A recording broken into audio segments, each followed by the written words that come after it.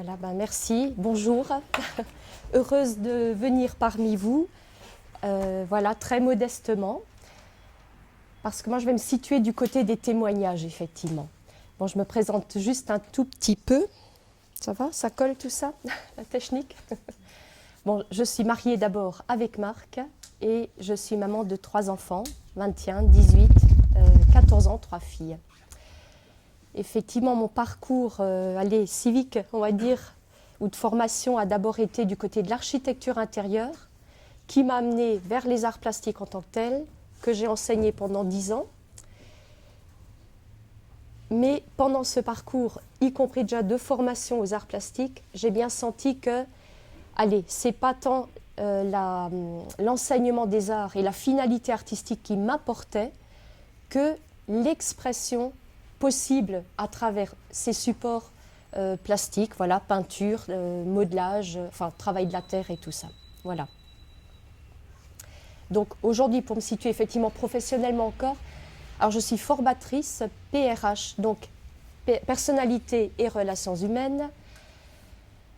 Formatrice PRH, c'est donc dans le domaine de la psychopédagogie, de la croissance des personnes, des couples et des groupes. Dire qu'on est formation psychopédagogie, c'est dire qu'on n'est pas du côté de la psychothérapie, tout en nous intéressant à ce fameux monde intérieur et de quoi il est fait, évidemment. Mais dans une raison d'être qui est orientée vers, effectivement, une connaissance de soi très profonde, très intime, donc une compréhension de soi, mais pour que dans cette connaissance de soi, elle favorise de trouver ce pour quoi on est fait. Voilà. Et là, c'est pas sans passerelle avec l'objet de notre étude aujourd'hui, parce que l'anthropologie de cette approche PRH qui rentre en gros dans le courant de la psychologie humaniste, pour ceux qui aiment avoir ce genre de détails, enfin, s'il s'en est une anthropologie chrétienne. Voilà. Et c'est pourquoi, ce fondement-là fait que, en tant que chrétien, et ce qui était aussi mon cas, approcher le monde de la psychologie de cette manière-là, ça me rendait quelque chose d'accessible, sans quoi moi, en tant que chrétienne, je ne serais pas allée spontanément vers le monde de la psychologie. Voilà. Alors ça, c'est pour situer les choses. Maintenant, mon intervention là, je précise encore. Donc, PRH en tant que tel est une école de formation dans ce registre de la psychopédagogie. C'est donc un outil de formation. C'est un organisme national et international, mais en tant qu'organisme, il est aconfessionnel. C'est un organisme de formation. On n'est pas situé, on n'est pas une cellule d'église, on n'a pas une couleur confessionnelle du coup. Hein, voilà. Autre chose est la réalité de chaque formateur et notre réalité interne, il est vrai. Voilà. Alors du coup, la proposition de Jean d'intervenir aujourd'hui, il est vrai qu'elle est plus au regard de mon propre parcours de cheminement, avec, j'ai entendu le côté quelquefois atypique, et oui, atypique et du mal à me situer dans des cadres existants, ou plutôt, pas du mal à me situer, du mal à me retrouver dans des cadres existants. Bon, il y a le côté de l'artiste qui est là aussi. Un artiste, il est quand même spontanément du côté de la création, de la nouveauté, et Dieu sait que... elle me colore, hein, voilà, je n'y peux rien, c'est ainsi en moi. Alors, ce que j'ai envie, moi, de vous amener, c'est vrai, essentiellement du lieu de mon témoignage personnel. Donc, je n'engage pas en tant que tel l'organisme PRH. Voilà, j'ai besoin de démarquer les choses. Mais j'ai 3 messages clés, je crois. Je l'ai dit d'entrée de jeu, et puis j'y reviendrai après. Quand on dit parcours de foi, oui, Jean a un tout petit peu énoncé de quoi il en retourne. Et effectivement, enfin tu l'as dit aussi, mais je ne peux pas aujourd'hui couper ce qui est parcours de foi dans quelque chose qui est plus large, qui sont effectivement des expériences de transcendance. Pour moi-même, il y a eu des expériences de transcendance, c'est-à-dire quelque chose de vécu, expérience, hein, donc de vécu, que je peux situer dans le temps, que je peux décrire ce que c'est, ou je peux décrire ce que ça a fait. Il y en a eu avant quelque chose qui a proprement parler plus une expérience de Dieu, une rencontre de Jésus vivante, personnelle, intérieure, voilà.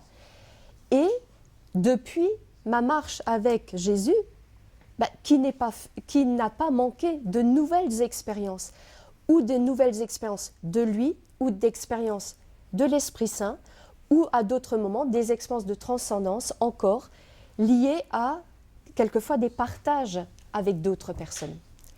Donc pour dire que, vous voyez, on est là, parcours de foi en termes quand même chrétiens, et moi je ne peux pas le dissocier de plus large.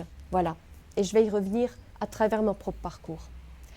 Clairement, ces expériences, c'est sûr, elles ne sont pas l'apanage des cadres institutionnels, quels qu'ils soient. Ce n'est pas l'apanage d'eux. Ils n'en sont même pas le garant, je vais dire. Ils n'en sont même pas le garant, parce que Dieu sait que j'ai fréquenté des églises quand j'étais jeune. Ce n'est pas tout à fait là que j'ai fait l'expérience vraiment de Jésus. Et ce qu'on appelle un peu la conversion. Enfin, voilà, on l'appelle comme ça. Mais quand on dit ça, même, qu'est-ce qu'on dit d'ailleurs quand on dit « je me suis converti » ? Je l'interroge, ça. Enfin, en tout cas, pour pas qu'on mette des stéréotypes sur ces réalités-là. Voilà. Et effectivement, ces cadres ne sont pas des dépositaires exclusifs de la chose spirituelle, je dirais. Voilà. Ça, c'est mon premier message fort. Le deuxième, c'est que, forcément, quand on commence à sortir des cadres, parce que les cadres nous apportaient des conventions, nous apportaient un système explicatif aussi, une théologie en gros, un cadre de référence, c'est aussi très sécurisant. Un cadre apporte une sécurité, un cadre doit apporter une identité. Il n'y a qu'à voir toute la question des identités qui se posent aujourd'hui liées à toutes les tranches d'immigration. Voilà. Enfin bon, là encore, je déborde de notre cadre, mais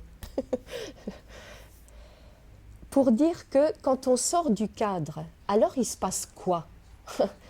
Il se passe d'abord une belle déstabilisation qui peut être plus ou moins profonde.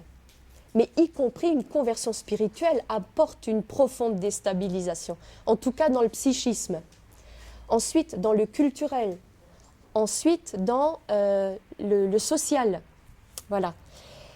Et donc, il y a besoin d'outils pour déchiffrer ce qu'on vit, déchiffrer les propres expériences qu'on vit, pour comprendre les expériences, mais pour, à travers les expériences, se comprendre soi-même. Il y a ce qu'on découvre de soi et qu'on apprend à connaître de soi à travers des expériences comme ça. Et effectivement, il y a une nécessité de trouver une sorte de référence intérieure. Mais alors, quelle va-t-elle être ? Quelle va être cette référence intérieure ? Donc, j'y viendrai.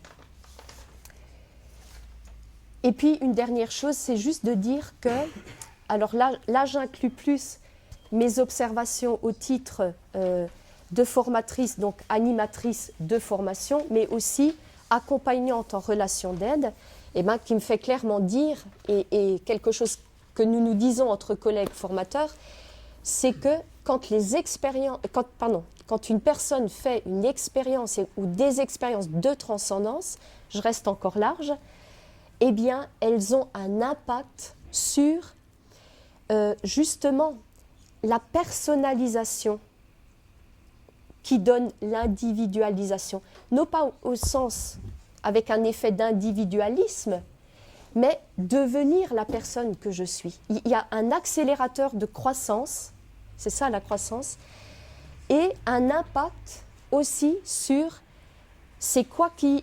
pas seulement c'est quoi qui a du sens dans ma vie, mais on découvre de l'intérieur un sens à sa vie. C'est même pas le sens que je veux donner, qui peut encore être un projet de mon mental, mais de fait, voilà, c'est de l'ordre d'expérience avec toute la part de révélation qu'elles contiennent. Mais ça suppose justement aussi les outils pour les appréhender. Voilà, alors ça c'est un peu les trois champs. Alors je vais dire de mon histoire. Bon, je suis issue d'une famille catholique, alsacienne, une famille croyante, pratiquante, j'ai envie de dire sincère, honnête dans sa foi, hein, voilà, mais aussi avec toutes les limites. Et de ça, eh bien, je voudrais juste dire chaque fois les choses qui ont été saillantes dans mon parcours. J'ai beaucoup connu des temps de solitude, de prière, voilà, des prières personnelles, des prières parce que, voilà, moi je fais encore partie d'une génération qui a été envoyée aller à la messe le matin avant d'aller en classe. Bon, j'ai une 50aine d'années, hein, bon, voilà, ça situe un peu le décor quand même. J'étais la seule enfant pour 20 minutes de messe à peu près par jour. N'empêche, je ne peux pas tout dire, moi j'en aurais trop à dire, hein. J'ai 20 minutes. Alors, ce que j'en dis, c'est que n'empêche, c'était un temps de gratuité dans ma journée, un temps de gratuité où je n'étais pas avec les choses qu'il faut faire, ni l'école, ni les services à la maison, et ce genre de trucs. Eh bien, figurez-vous que cette gratuité-là, un peu régulière dans ma vie comme ça, eh bien, mine de rien, elle a éveillé en moi comme une disposition à l'intériorité. Parce que ce n'était pas un temps de silence, il est vrai en tant que tel, mais c'était un espace un peu particulier, voilà, propice. En tant qu'ado, j'étais très en recherche, je commençais à comprendre que c'est moi qui étais aux commandes de ma vie, enfin, la dimension de la responsabilité de ma vie, pas de la toute-puissance de ma vie, hein, mais de la responsabilité de ma vie. Donc forcément, j'étais avec beaucoup de questions, mais qu'est-ce que je veux faire de ma vie ? La vie, c'est important, je ne veux pas louper le coche. Voilà, donc ça m'a ouvert à une grande recherche, pas que intellectuelle, mais surtout recherche d'humanité, intérêt de ce que vivent les autres, de leur parcours. Et puis, il y a eu Thésée à 17 ans, dont une rencontre de quelqu'un qui est encore présent aujourd'hui, c'est Emmanuel. À Thésée, j'ai découvert le silence, vraiment, mais le silence habité. Et quand je dis silence habité, ok, il y avait le silence avec mes propres réflexions, mes pensées. Vous voyez, ça c'est le silence de là-haut. Mais il y a encore tout ça, hein, comme étage. Et dans ce silence habité, je ne vais pas dire que j'ai rencontré tout à fait quelqu'un, mais quand même comme un goût de quelque chose. Vous voyez ? Et quand je dis goût, ben oui, c'est des goûts qui s'éveillent en nous. Voilà. Mais comme si ce goût-là m'éveillait un peu à quelqu'un. Alors bien sûr que j'avais mon référentiel de catho, hein, Dieu, Jésus, enfin le Père, Jésus, l'Esprit Saint, ok, j'avais ce référentiel-là, mais je savais pas faire de la jointure pour autant. Et puis à 18 ans toujours, là, il y a eu une expérience, alors dans un cadre déjà inhabituel, un contexte de vacances, j'étais partie sous les îles rejoindre un frangin qui faisait la coopération, c'était Mayotte, dans un petit univers où les cathos côtoyaient les évangéliques, ça c'était du jamais vu en 82 pour moi, hein, encore. Même si pendant ce temps, à Strasbourg, il y avait un rassemblement œcuménique de taille, voilà, mais dont je n'avais pas eu vent à l'époque, qu'importe. Et bien dans ce contexte-là, je découvrais les études bibliques avec franchement, donc les cathos, avec prêtres, religieuses, pasteurs, missionnaires évangéliques américains, enfin vous voyez, une palette quoi. C'est pas sympa pour un peintre, les palettes, moi j'aime bien. S'il n'y avait qu'une couleur, ça ferait du monochrome, ce serait trop pauvre. Et du coup, voilà, il y a eu des rapprochements, des sympathies tout simplement. J'ai eu des temps privilégiés avec la femme du pasteur, mais je peux vous dire que ce qui m'a accroché, c'est que je sentais un rayonnement chez cette femme. Comme si je respirais, en la voyant, je respirais quelque chose de ce qu'elle disait. Autrement dit, c'était peut-être une première figure forte de rencontrer, où je sentais quelque chose de vivant, bien au-delà de ce que je pouvais sentir. Bon, excusez-moi, chez les religieuses, même s'il y en a qui ont une belle flamme, je ne veux pas tous les mettre dans un même panier, des prêtres que, voilà, je sentais très vite les limites. Il y avait toutes les références plutôt moralisantes et tout ça. Et là, non, ce n'était pas de cet ordre-là. C'était d'abord une respiration. Voilà. On parlait de l'authenticité, hein, on a entendu parler de ça. Ben oui, mais c'était clair comme de l'eau de roche, mais une authenticité qui se respire comme si je pouvais boire à quelque chose. Alors cette femme, en gros, dans un temps privilégié, elle m'a fait, je dirais, un condensé de l'histoire biblique. Mais du coup, prenait carrément, et en émergeait le sens de toute cette révélation chrétienne que moi j'avais eue au compte-gouttes, mais du coup tellement distillée que c'était disparate et ça ne se rejoignait pas.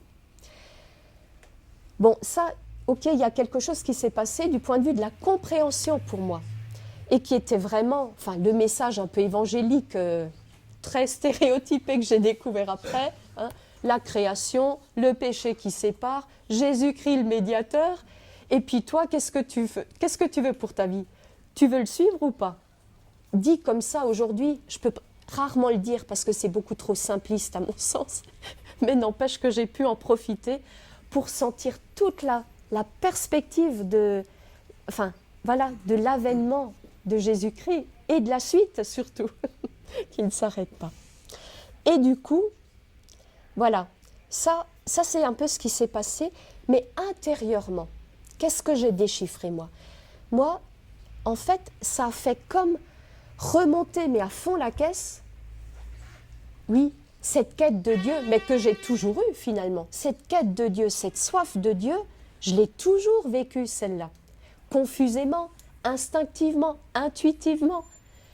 Mais c'est comme si là, voilà, il y avait eu une adéquation. Hein? Ça rencontrait un message clair, je retrouvais ce désir brûlant en moi, et puis en moi, il y avait, mais je n'ai toujours, au fond, que aspirer à ça. C'est pas seulement suivre le Christ comme si je suivais comme un mouton ou je sais pas quoi, mais marcher avec quoi? Mais marcher avec dans une relation vivante, personnelle du coup, mais marcher avec aussi où ça m'emmènerait moi. Voilà. Donc ça, c'était un tournant, c'est vrai, très important. Et très vite, évidemment, en moi, ça faisait, j'ai envie de dire culturellement, ça faisait quand même le passage de, allez, une religion encore un peu institutionnelle quand même si j'avais rencontré des vrais témoins, hein, chez les catholiques, hein, il y en a quand même, il y en a, bien sûr, mais le besoin, voilà, je parle en termes de besoin, le besoin de rencontrer des personnes sur cette même base d'une expérience vraiment vivante avec le Christ, quoi, voilà. Et heureusement, c'est à ce moment-là que je débarquais à Paris pour commencer mes études, et je rencontre le petit groupe de témoins, qui était à l'époque un groupe de prière interconfessionnelle, avec des temps de prière fraternelle et d'études bibliques à la cité universitaire d'Antony, où je logeais. Voilà, comme ça que j'ai rencontré témoins, il y a 35 ans. Alors, donc c'est vrai que là, j'ai rencontré effectivement cette base de foi et d'expérience, je dirais, de personnes qui professent vraiment Jésus-Christ comme Seigneur, comme Sauveur, voilà. Et du coup, il s'est passé un peu un effet caméléon pour moi. Voilà, quand on change de cadre, je changeais de référence quand même, et de référentiel. Donc un effet un peu caméléon, c'est-à-dire que j'avais pas de mon milieu d'origine, j'avais pas le vocabulaire tout à fait pour dire ce que je vivais. Je le découvrais dans le milieu évangélique. Et je devrais dire les milieux évangéliques de l'époque.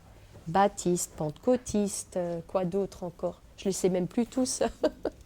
Je ne les connais même plus tous. Bref, mais pour dire que, oui, j'ai emprunté leur langage. J'ai commencé à emprunter leur concept même. Là où ça m'a rendu service, et moi, le besoin spirituel avec lequel j'étais, moi, c'était quoi? Comme j'étais toute novice, moi j'avais besoin d'apprendre à marcher avec mon Dieu. J'avais besoin d'apprendre comment on fait pour découvrir la volonté de Dieu. Ok, il y a tout ce qui est écrit dans la parole de Dieu, il y en a déjà pas mal, je suis bien d'accord. Mais n'empêche, moi, pour ma vie, ça c'est quand même pas écrit ce que Valérie va faire et tout ça. Eh bien ça, c'est là que j'ai commencé à rencontrer un grand blanc, je dirais, dans ces milieux que je côtoyais. Et je dirais, pas vraiment des gens qui savaient me guider. Ils vivaient quelque chose que je crois authentique, mais ils ne savaient pas me le transmettre quand même. Donc j'étais quand même joliment en panne. Parce que moi, très vite, cette découverte personnelle comme ça de Jésus et ce démarrage-là, avec tout l'accès que ça m'a donné à la parole de Dieu qui est devenue vivante, et bien sûr à des moments, je faisais les expériences que la parole me parle et que Dieu me parle à travers la parole, ça allait dans les grandes lignes, mais j'avais quand même pas mes réponses là-dedans. Donc forcément, eh bien, comment on fait pour connaître la volonté de Dieu vraiment pour sa vie? Parce que ma question qui était, je dirais, elle a quasiment surgi avec, c'est mais qu'est-ce que je vais faire de ma vie maintenant? Maintenant que je suis chrétienne, je vais faire quoi? Je vais aller où? Qu'est-ce que j'ai à vivre, moi? Voilà. Donc ça, c'était un autre bout de chemin, un autre tronçon de chemin qui commençait, mais avec autant de déboires que de trouvailles. Et là, j'ai été confrontée, excusez-moi, mais aux contradictions, aux incohérences entre les différentes sensibilités côtoyées. Voilà, je ne veux pas les nommer parce que ce n'est pas des procès, hein, ce n'est pas pour des procès, mais justement, il y avait des incohérences. Parce qu'en tant que catho, ok, on ne se référait pas assez à la parole de Dieu, donc les évangéliques, ce coup-là, on était bons, parce que nous, au moins, on partait de la parole de Dieu.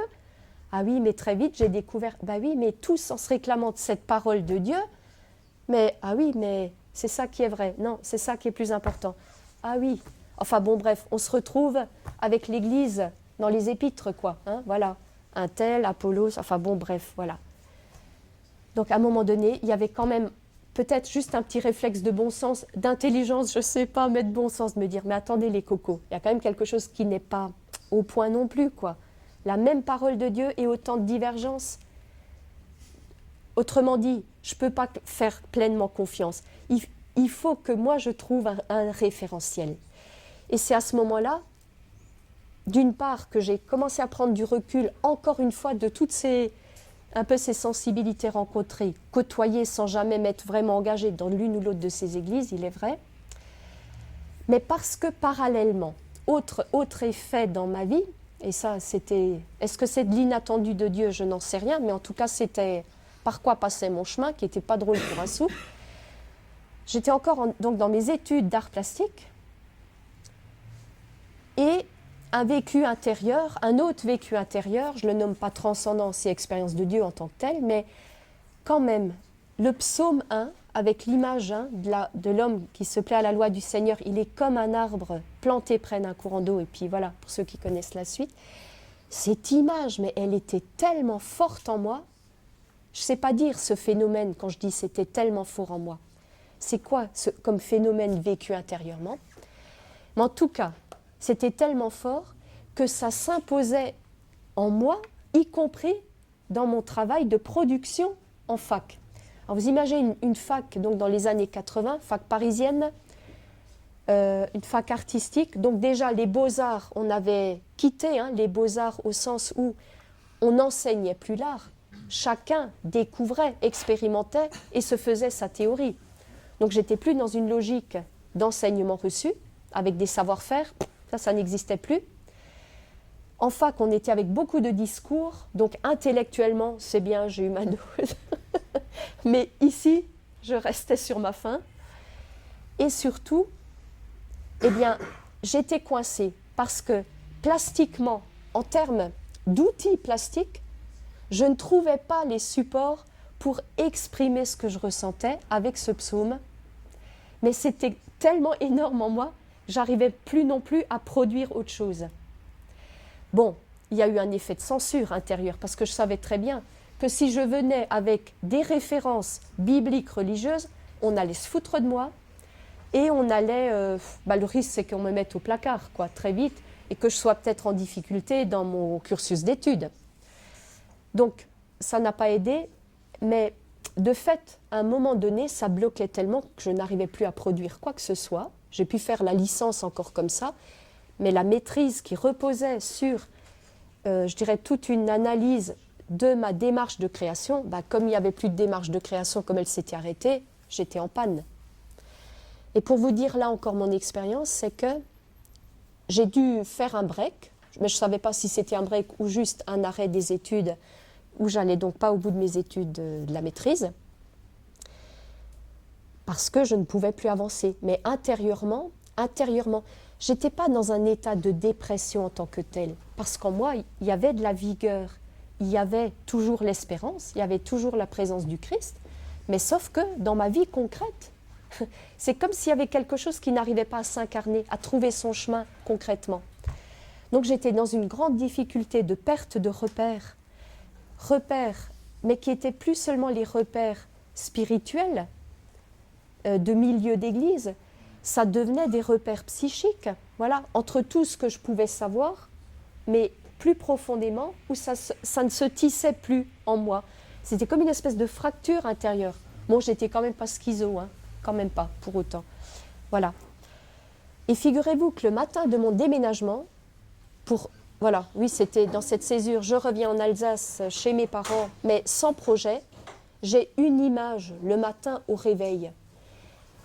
C'est cette image qui m'a sauvée, enfin qui a été mon tremplin de la suite.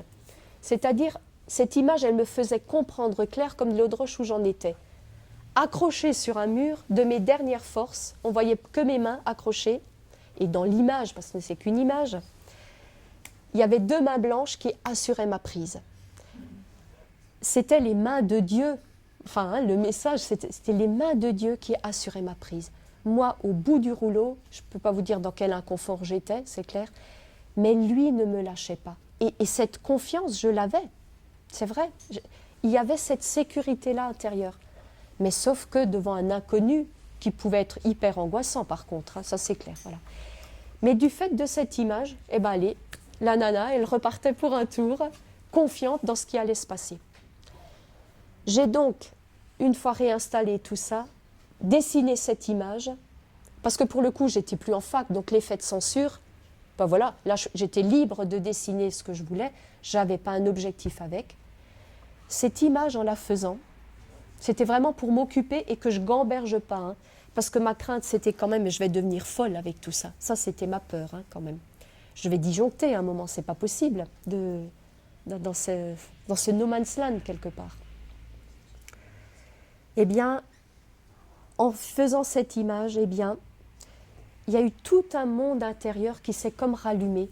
C'est comme si je retrouvais l'usage de mes sens d'abord, le goût, une parole intérieure, ce qui me plaît pas, comme je retrouve la vue.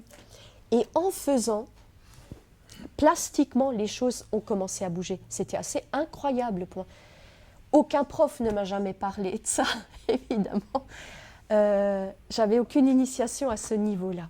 Et ça n'avait rien à voir avec la technique d'abord. Voilà.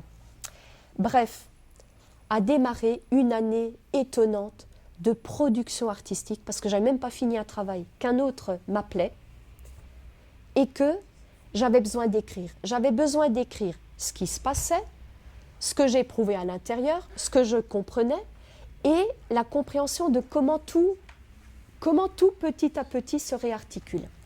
Alors la merveille de finalement de cette expérience-là, je ne le savais pas au début, hein, mais c'est comme toujours, hein, c'est quand on regarde dans le rétro qu'on le voit, mais c'est que j'ai senti que ça tricotait à une espèce de cohérence intérieure. Et quoi dans cette cohérence? Eh bien, je retrouvais, certes, tout mon référentiel. Y était ma relation à Dieu, à Jésus, qui n'avait jamais cessé, mais qui était surtout faite de cris « aide-moi, éclaire-moi, conduis-moi ». Voilà. La parole de Dieu qui m'éclairait au fur et à mesure de mes expériences. Il y avait, je crois que j'avais retrouvé mon humanité. J'ai retrouvé mon humanité avec mes sens, mais aussi le sentir profond. Et c'est dans celui-là que j'ai senti que la connexion se fait entre certes ce que je peux vivre et éprouver dans ma relation à Dieu, à Jésus, à l'Esprit Saint, et en même temps, mais quand même, qui je suis moi, et puis ce qui advient en moi. Voilà. Et ce référentiel intérieur, je crois que c'est à ce moment-là que j'ai trouvé, et c'est clair que celui-là, je ne l'ai plus jamais abandonné. Voilà. C'est-à-dire qu'aujourd'hui encore, allez, je dirais, on peut me raconter ce qu'on veut, je suis ouverte, je suis intellectuellement ouverte et curieuse de beaucoup de choses et j'écoute, voilà. Mais à un moment donné, c'est quand même aujourd'hui ce que j'appelle dans mon âme et conscience, voilà, que en dernier lieu, je statue ou j'accueille au moins ce qu'il en est pour moi. Ce qu'il en est pour moi n'est pas énoncer des vérités, ça n'engage que moi et est valable pour moi. Hein. Donc forcément, il y a une dimension subjective là. Dans cette âme et conscience, il y a ce que j'appelle aussi aujourd'hui ma conscience profonde. En d'autres temps, je sais, dans des références, on parle du libre arbitre, hein, voilà. Mais en tout cas, pour dire que, à travers tout ça, à la fin de l'année, j'avais non seulement de la matière à finir mon mémoire, donc ouf pour moi, j'ai pu revenir dans le cursus et je suis venue présenter, voilà. Et à ce moment-là, un des profs m'a dit, mais maintenant, foncez quoi. Alors, foncez dans quoi? C'était foncer dans ma création artistique, sauf qu'il y avait tout ce cycle autour de l'arbre qui, pour le moment, s'était achevé. J'avais rien, il n'y avait plus rien, il n'y avait pas de matière tout de suite, donc je n'avais pas immédiatement quelque chose à continuer. Et c'était foncer dans cette démarche artistique qui est la vôtre, qui, émane de quelque chose de très profond en vous. Je ne veux pas polémiquer sur les démarches artistiques d'aujourd'hui, mais ce contexte-là était dans une démarche d'art très conceptuelle. À la limite, on pouvait en tant qu'artiste ne concevoir qu'une démarche intellectuelle, à la limite ne rien produire, et votre art, c'était votre discours. Voilà, c'est des écoles, c'est des tendances. Parce qu'en art, comme en religion, mon Dieu, bonjour, bonjour la diversité des tendances et des sensibilités. Voilà. Après ça, l'évidence de cette expérience, c'était aussi de sentir que, mais finalement, j'étais pas tant orientée, ma voix n'était pas tant du côté de l'enseignement artistique que de l'aide aux personnes, avec là où les supports artistiques peuvent servir de support d'expression. À l'époque, ça pouvait s'apparenter à de l'art-thérapie, sauf que le champ thérapeutique, et à l'époque même, il ne s'adressait qu'à la psychiatrie. Donc moi, tout de suite, non, c'est pas ça. Voilà. Mais voyez, tout ça, petit à petit, je l'ai accueilli de l'intérieur, c'est ça. Et c'est ce mode d'emploi que nulle Église n'avait su me transmettre, n'avait su m'initier à ce mode d'emploi intérieur de comment je trouve les réponses en moi. Mais quand même, j'avais envie de dire, malgré mon touffu, ça a quand même débouché. Et du coup, de ce moment-là, j'ai commencé à chercher plutôt une orientation donc différente de l'enseignement des arts. Je n'ai pas vraiment trouvé, si ce n'est dans des retraites spirituelles où on recourt à la terre, à la peinture comme support d'expression. Donc, c'était juste le minima pour que ça me rassure de me dire je ne suis peut-être pas complètement loufoque avec ça. Voilà. Et donc, bon, je n'ai pas trouvé réponse tout de suite, donc j'ai quand même enseigné pendant 10 ans, mais chaque année, je sentais d'autant plus que je n'étais pas à ma place, que c'était bien l'aide aux personnes. Mais une aide pourquoi? Voilà.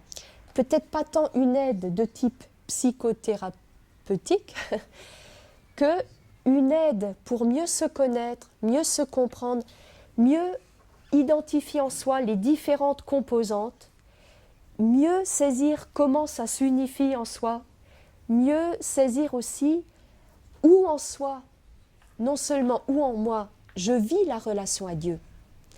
Parce que certes, je ne limite pas Dieu à un Dieu égocentré, non, non, non, mais quand même, il y a quand même la part qui est inhérente en moi. Donc, en moi, il y a un où en moi, je vis cette relation à Dieu. Par l'intellect, oui, il y a besoin d'intelligence de la foi. Par le cœur, de l'affectif et de l'émotionnel, il y en a. Mais c'est dans ce sentir plus profond, en lien avec mon identité profonde, que je peux situer tout ce qui touche à mon individualité, mon identité propre, et pas que mes fonctionnements, et où je touche, de par mon identité, vers quoi moi je suis orientée, et qui donne le sens de ma vie. Et ce n'est pas tant un sens que j'ai besoin de chercher. Voilà. Mais cette aide, du coup, j'avais besoin évidemment de me former, et c'est des années plus tard que j'ai rencontré justement cette école de formation qu'est PRH, Personnalité et Relations Humaines, et où j'ai trouvé, moi, des outils pour apprendre à identifier ces différentes composantes en moi, mais déchiffrer ces vécus intérieurs, parce qu'une émotion, c'est une émotion, mais elle ouvre sur du contenu. Oui, mais il y a des sensations plus profondes au niveau de, allez, cette zone plus profonde, nous on l'appelle l'être à PRH, lieu de notre identité entre autres. C'est là que j'ai pu lire mes aspirations, c'est là que j'ai pu accueillir mes intuitions profondes, c'est là que je peux accueillir les désirs profonds qui ne sont pas juste comme ça les envies, une envie de chocolat ou envie de taper sur quelqu'un qui m'énerverait. Vous voyez, on n'est pas au même endroit, on est là quoi. On est là où, eh ben c'est là où je sens que Dieu me rejoint, je peux le rejoindre pour ce qui est la part, juste pour ce qui est la part interne et intérieure. Et aussi dans cette conscience profonde où je peux petit à petit vivre ces discernements et sentir, eh ben, qu'est-ce qui va aller dans le sens d'une croissance, oui, en accord avec qui je suis, parce que dans ce en accord avec qui je suis, moi j'y lis le en accord avec qui je me sens créé par lui. Donc c'est pas d'un côté il y a Dieu, d'un côté il y a moi avec mes envies et mes projets et mes ambitions. Non, tout ça est relié, donc c'est unifiant. Voilà. Bon, je crois que j'ai déjà dit beaucoup de choses comme ça.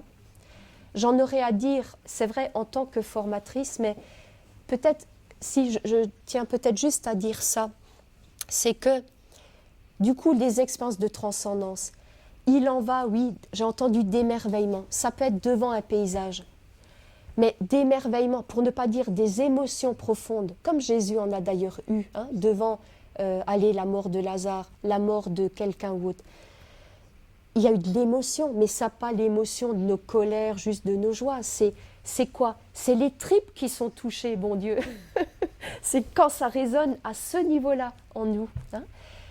Mais les tripes qui sont, voilà, dans cette identité profonde et où justement, eh ben, il y a besoin d'être initié. Et mon goût qui a fait que j'aille vers formatrice PRH, c'est pas le développement personnel au sens l'intérêt pour mon ego, que je sois un peu moins timide ou des machins comme ça, même si ça peut être très utile et si ça rend service. Non, c'est pour faciliter, je dirais comme Jean-Baptiste, aplanissez les sentiers, niveler hein, les ravins et tout ça. Pourquoi? Parce qu'il y a une dimension psychologique. Moi, la parabole du semeur, les différentes terres dans la parabole du semeur, c'est pas juste une question de notre bonne volonté, d'être ouvert, réceptif à la parole de Dieu, au grain semé. Qu'est-ce que je constate? C'est que justement, selon notre terre psychologique, eh bien, ça fait qu'on est plus ou moins réceptif ou pas. C'est pas une question de bonne volonté, c'est pas une question de bonne foi et d'intensité de notre foi. On peut être de bonne volonté, on peut être de bonne foi, sincère, mais tout simplement, notre psyché intérieure, elle a pris des telles tournures, des telles contorsions qu'on vit peut-être loin de son cœur et du coup ça complique pour écouter dans cette dimension d'intériorité que vous avez évoquée. Écouter, oui, ce silence intérieur, mais quand ce silence intérieur me met juste en présence de mon angoisse, c'est compliqué, enfin ça fait juste fuir quoi, c'est insupportable, c'est invivable. Mais si dans cette écoute intérieure, j'ai cette capacité à accéder ou à me laisser tomber dans ce profond où se vivent justement ces expériences d'immanence et de transcendance, bah alors là, oui, alors là, ça devient un chemin de vie. Et ce n'est pas qu'un chemin de vie avec de la morale et des principes, c'est que vraiment, il y a un fil conducteur de notre vie, où je sens bien qu'on est guidé. Enfin, moi, de ce lieu-là, je sens que je suis guidée.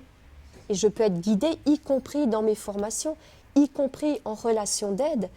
Je me laisse recevoir ce que je reçois en ce lieu-là, dans les pistes que je vais, ou les reformulations, les reflets, voilà, aux personnes.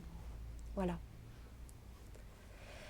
Mais dans les ressources, moi j'ai la sensation, et je pense que du coup c'est lié à ma vocation propre, oui, je suis habitée de qu'est-ce que j'aspire à ce que les chrétiens, l'équipement théologique, biblique, ils l'ont plus ou moins. Mais moi je vois ceux qui sont en peine parce qu'il leur manque un équipement sur le plan de la psyché de la connaissance humaine. Mais pas une connaissance humaine qui ramènerait à de l'égoïsme, à du narcissisme et tout ça, avec certaines approches, ok, je ne les nomme pas. Non, il en va juste de devenir familier de son paysage intérieur pour pouvoir devenir qui on a été créé, à devenir en qui on devient, et je dirais donner qui on est, parce que c'est comme ça, je crois, qu'on est le fameux sel de la terre. C'est pas en fabriquant des clones dans nos églises, basés juste sur des principes, des conventions ou des machins comme ça, ça tient pas. Et c'est ça qui tient plus la route actuellement. Hein. Autrement dit, je crois que dans l'authenticité qu'on a évoquée, il y a la convergence et la congruence de quoi? Nos aspirations profondes, nos désirs profonds, qui on sent être, avec, il est vrai, une expérience de Dieu authentique, bon, qui est à décliner, hein, on n'a pas tous la même expérience ou les mêmes expériences, mais à décliner avec la cohérence de la parole de Dieu.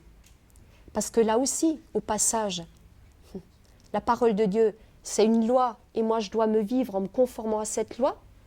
Moi j'ai commencé comme ça, mais j'ai plutôt découvert la parole de Dieu, en fait, qui éclaire superbement bien nos expériences de vie, et du coup qui devient une référence. Mais je ne la vivrai jamais comme une loi, enfin plus jamais. Ça c'est de l'Ancien Testament, mais pas du Nouveau, voilà. Et la convergence après avec effectivement des tissus relationnels, Église peut-être, mais tous ces non-lieux qui peuvent être beaucoup plus informels, j'ai envie de dire du moment que 2 ou 3 se réunissent en mon nom, ou qu'on partage quelque chose de cette réalité-là. Voilà. Et donc, j'ai un goût particulier, oui, si je peux apporter aux chrétiens, aux milieux d'église, et y compris les milieux informels, cet éclairage, mais pas qu'un éclairage intellectuel de connaissance, mais cette expérience de soi qui facilite la lecture de tout ce vécu intérieur et qui ne fait que nourrir et enrichir parce que ça donne, oui, une individualité, ça donne des vocations, mais des vocations, là on est loin des stéréotypes de vocations, ça peut être des vocations à travers des choix de vie, des vocations ecclésiales, pastorales, ça peut être les vocations en termes professionnels, quelquefois pour ceux qui arrivent à les vivre là. Moi, c'est plutôt de cette manière-là que je le vis aujourd'hui.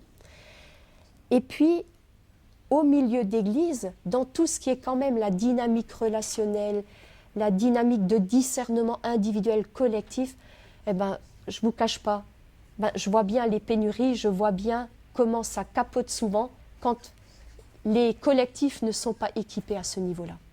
Donc mes formations, mes accompagnements, j'aime beaucoup les donner. Enfin, ma préférence va aux chrétiens, même si je ne travaille évidemment pas qu'avec des chrétiens. Et donc, certaines des formations autres aussi, je les donne avec du coup l'outil l'expression graphique avec la terre, parce que quelquefois, ça aide tous ceux qui se vivent surtout à partir des conventions, des principes, des règles ou de l'intellect, à s'ouvrir à toute leur humanité. Là où il n'y a rien de mauvais, il n'y a pas de part à laisser de côté.